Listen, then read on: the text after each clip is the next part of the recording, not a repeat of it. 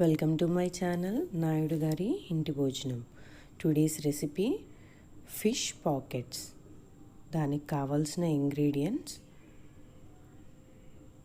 ఒక నిమ్మకాయ మీడియం సైజ్ది, ఉప్పు, పచ్చిమిరపకాయలు ఒక 5, ఒక హాఫ్ కొబ్బరి చిప్ప ముక్కలుగా తరిగి పెట్టుకున్నాను, ఒక కట్ట కొత్తిమీర చిన్న కట్ట, ఒక చిన్న కట్ట పుదీనా, ఒక 3 చేప ముక్కలు. ఇది కర్రీ కట్ అండి, కర్రీకి సరిపడా కట్ చేసి ఇమ్మంటే ఇస్తారు. దానికోసం ముందుగా నేను ఒక మసాలా ప్రిపేర్ చేసుకుంటా అండి. దానికోసం కొబ్బరి ముక్కలు, పచ్చిమిరపకాయలు, పుదీనా, కొత్తిమీర, ఉప్పు, నిమ్మరసం వేసి మిక్సీ చేసుకున్నా అండి. వాటర్ ఏం వేయలేదు.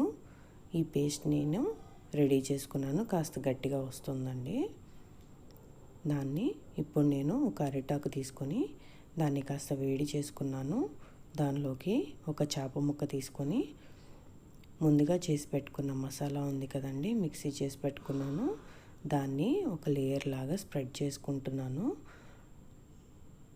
కొంచెం థిక్ లేయర్ లాగా స్ప్రెడ్ చేసుకోవాలండి. 2 సైడ్స్ కాస్త మందంగా ఆ పేస్ట్ని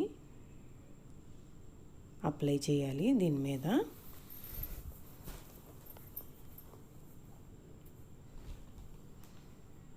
అప్లై చేశాక దాన్ని సెంటర్కి పెట్టుకొని ఇప్పుడు నేను చూపించే విధంగా టైట్గా ర్యాప్ చేసుకోవాలండి.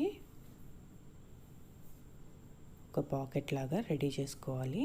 దీన్ని టైట్గా దారంతో చుట్టుకోవాలండి, లేకపోతే దాంట్లోంచి ఆ స్టఫ్ అంతా బయటకు వచ్చేస్తుంది, ఆయిల్ పాడైపోతుంది. ఇదిగోండి, ఇలా పాకెట్ లాగా రెడీ చేసుకోవాలి. నేను ఇప్పుడు ఫిష్ ఫ్రై చేసుకుంటున్నాను అండి. దానికోసం ఫ్రై ప్యాన్ పెట్టుకొని ఆయిల్ వేసుకున్నాను. ఒక 2 స్పూన్స్ నుంచి ఒక 4 స్పూన్స్ దాకా వేసుకున్నాను. దానిలో నాకు ఒక 3 ఫిష్ ప్యాకెట్స్ అయ్యాయి కదండి, అవి వేసుకొని వేపుకుంటున్నాను. మీడియం ఫ్లేమ్లో 2 సైడ్స్ మంచిగా కాల్చుకోవాలండి. చాలా టైం పడుతుందండి, కొంచెం జాగ్రత్తగా స్లోగా కాల్చుకోండి. 2 సైడ్స్ మంచిగా వేగాలండి. మధ్య మధ్యలో టర్న్ చేసుకుంటూ వేపుకోండి, జాగ్రత్తగా తిప్పుకోండి, లేకపోతే ఫిష్ విరిగిపోతుంది. వేగాయండి, చూడండి ఎలా వచ్చాయో, చక్కగా వేగిపోయాయి. చాలా టేస్టీగా ఉంటాయండి. దీన్ని అన్నంలో పెట్టుకొని తిన్నా బాగుంటుంది, ఒట్టిగా తిన్నా కూడా చాలా బాగుంటుంది.